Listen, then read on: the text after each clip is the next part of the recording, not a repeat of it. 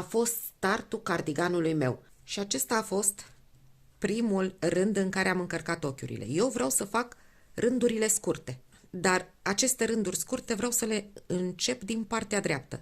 Deci mă duc cu un rând cu toate ochiurile pe dos până la bordura aceasta.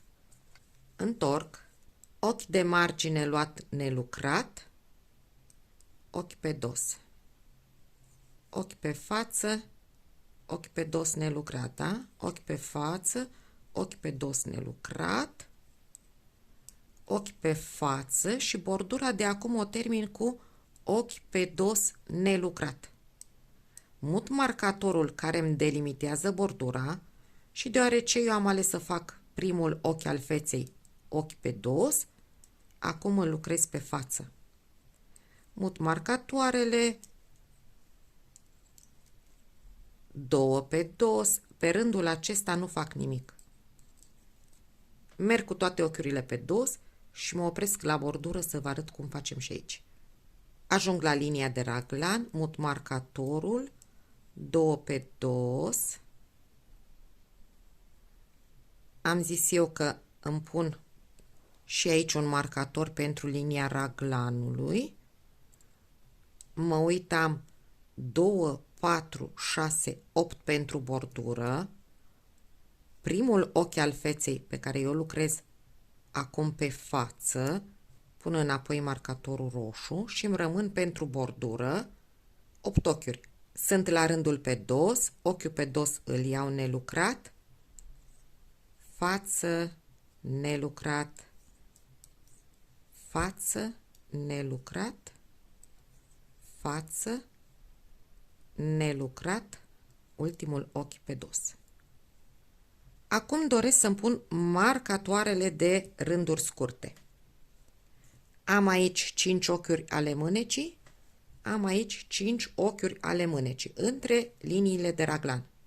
Pun marcatoarele acestea verzi, am spatele, linia de raglan și 2 ochiuri. Spatele, linia de raglan, 2 ochiuri, mai pun un marcator după alte 2 ochiuri și al treilea rând scurt după linia de raglan aferentă feței. Da, am să pun aici, după primul ochi. La fel fac și în partea aceasta. La mânecă după 2 ochiuri de la spate, iarăși 2 ochiuri de la spate și încă un ochi. Sunt pe fața lucrului, vreau să încep rânduri scurte, merg cu ochiuri pe față, fac creșteri stânga-dreapta liniei de raglan, aici la fel stânga-dreapta liniei de raglan, mă opresc în primul marcator verde, îl elimin, mă întorc pe dos până la primul marcator verde de aici. Haideți să vedem. Nu voi face toate rândurile scurte în cameră, deoarece am atâtea tutoriale cu rânduri scurte. Primul ochi luat nelucrat, ochi pe față răsucit, ochi pe dos, ochi pe față răsucit, ochi pe dos, față, dos, ultimul ochi de pe față, marcatorul ce îmi separă bordura și am zis că eu vreau să am un ochi pe dos ca să îmi separ bordura pe fața cardiganului. Repet, în funcție de fir, de model, faceți o probă câteva rânduri și vedeți dacă vă place cu ochiul acesta pe dos, ori îl doriți pe față. Linia de raglan a feței nu fac nicio creștere.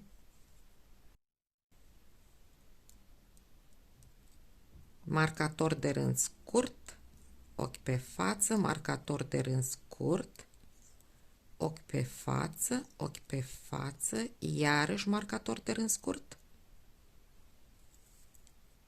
Ajung la linia de raglan a spatelui. Am ajuns aici. Prima creștere pe care eu vreau să o fac invizibilă.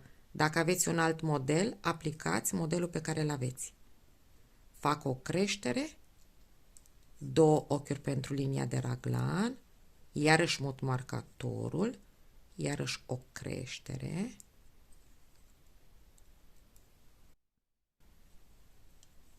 merg cu ochiurile pe față, creștere, ajung la linia de raglan din partea aceasta, fac creștere invizibilă,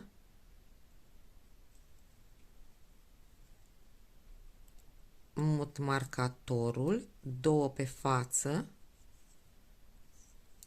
iarăși mut marcatorul, iarăși fac o creștere și mă opresc în primul marcator verde. Am lucrat 2 ochiuri, îl elimin, mă întorc și am tutorial pentru rânduri scurte cu întoarcere invizibile, da? Răsucesc ochiul, toate ochiurile pe dos și mă opresc în marcatorul acesta verde, primul după linia de raglan. Ajung la marcatorul verde, îl elimin, iar prinderea din partea aceasta, întorc lucru, da? Iar prinderea în partea aceasta, ca să iasă frumoasă, îmi dau firul în față, iau ochiul din spate și îl răsucesc, să am 2 fire aici și merg mai departe. Ajung la raglan, fac creștere.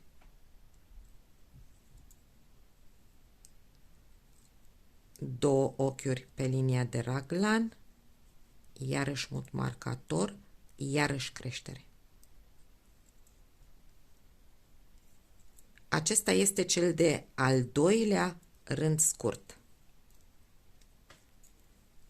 Și de aici, ca la orice raglan, de data aceasta fac creștere aici, mă opresc în acesta verde, mă întorc pe dos, mă opresc în acesta.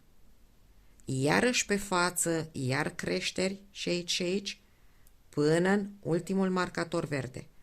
Mă întorc și mă opresc și aici în ultimul marcator verde.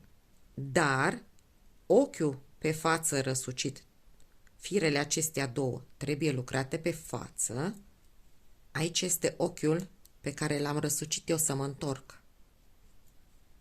Și îl lucrez ochi pe față, da, pe sub fire, pe sub ambele fire, ochi pe față.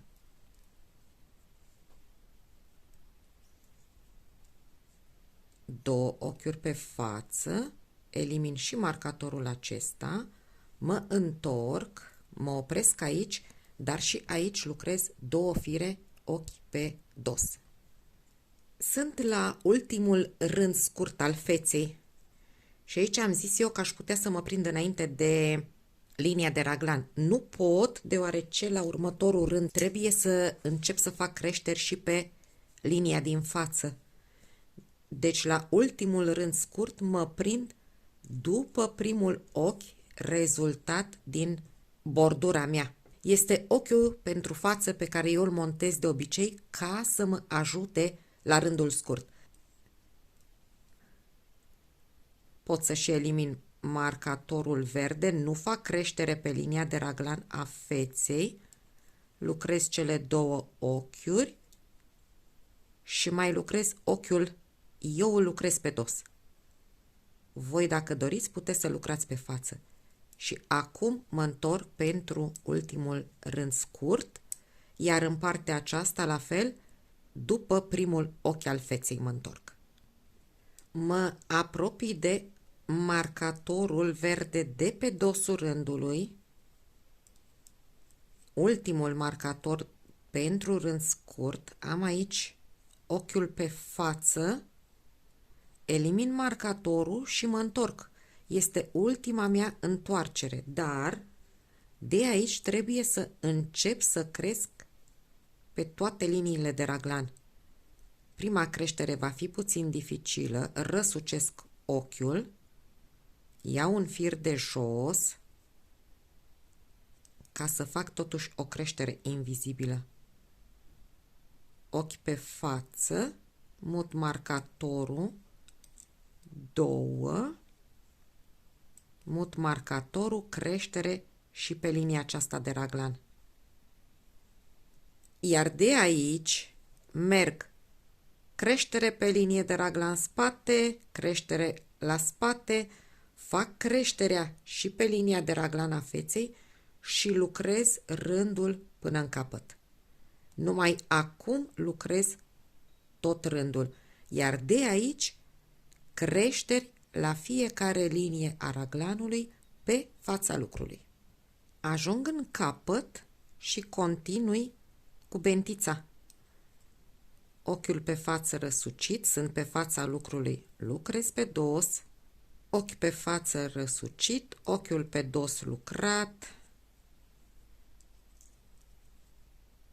ochi pe față, ochi pe dos.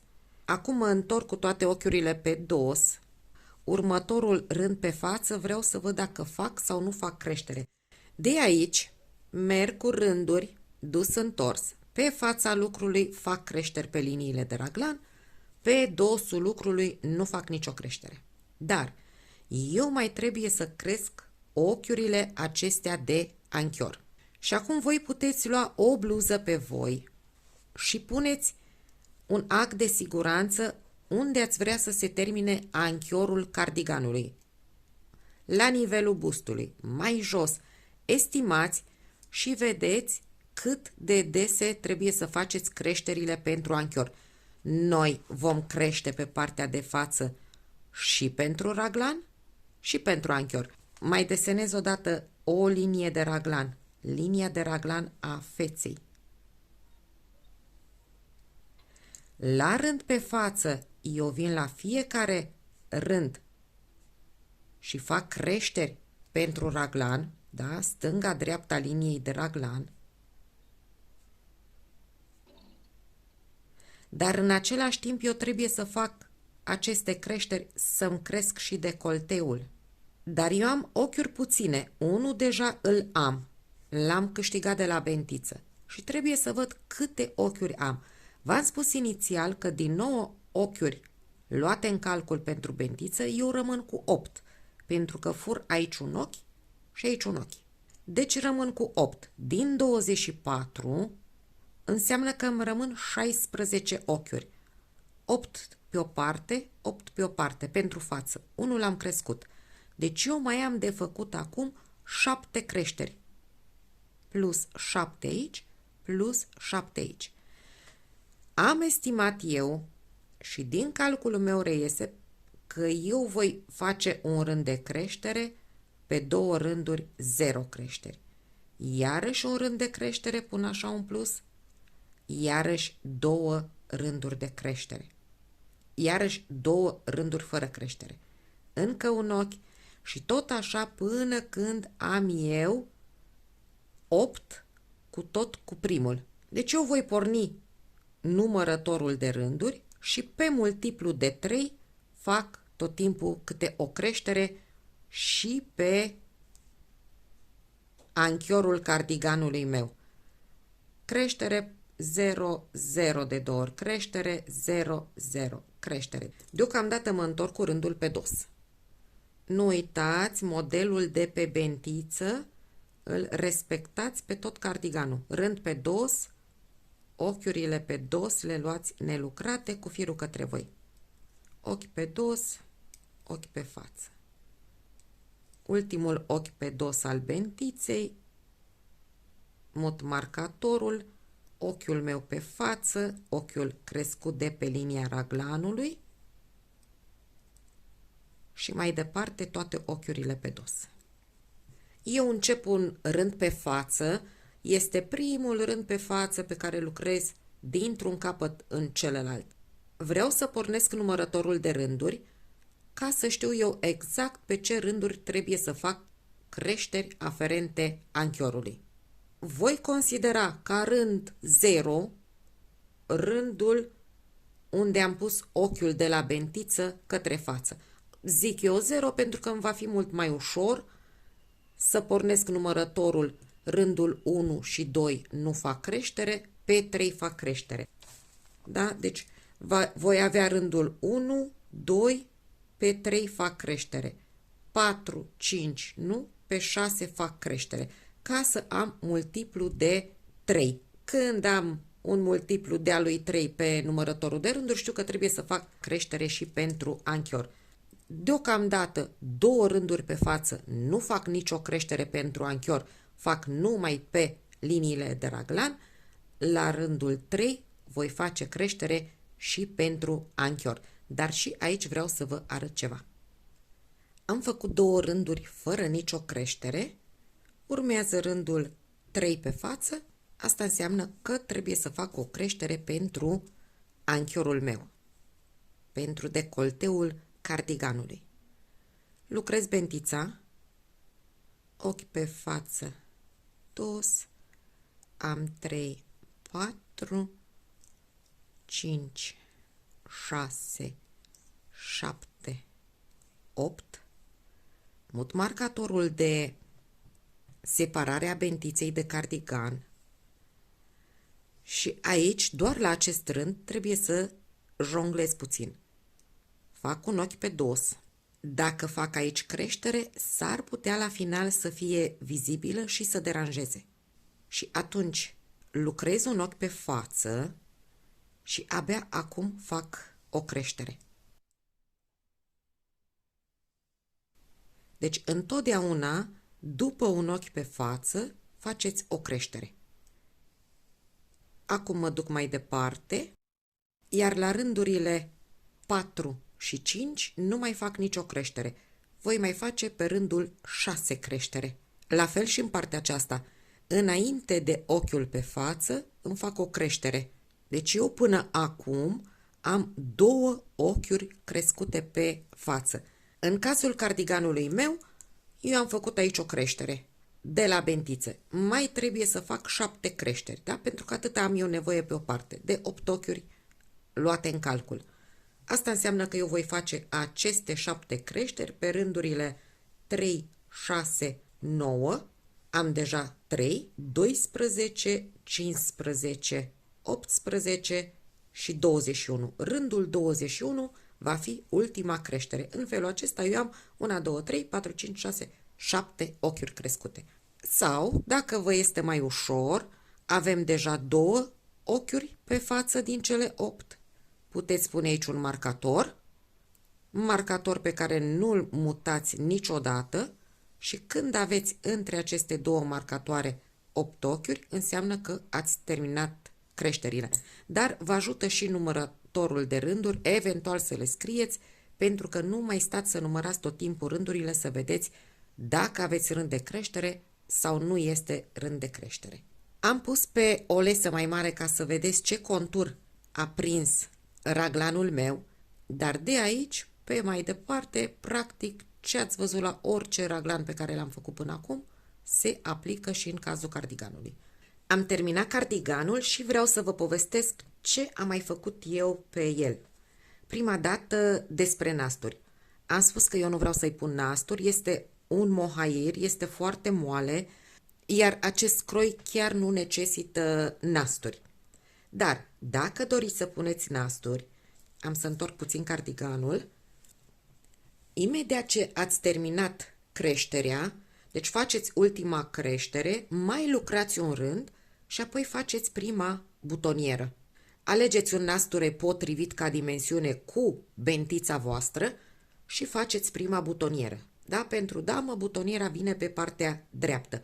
Și apoi încercați să estimați câte butoniere aveți și să le distribuiți uniform. Eu am făcut butonieră la cardiganul rază de soare și acolo chiar am explicat mai mult despre felul în care trebuie să încadrați nasturele pe bordură, am explicat și cum fac butonierele, dar, repet, la acest cardigan nu am considerat necesar să fac butonieră.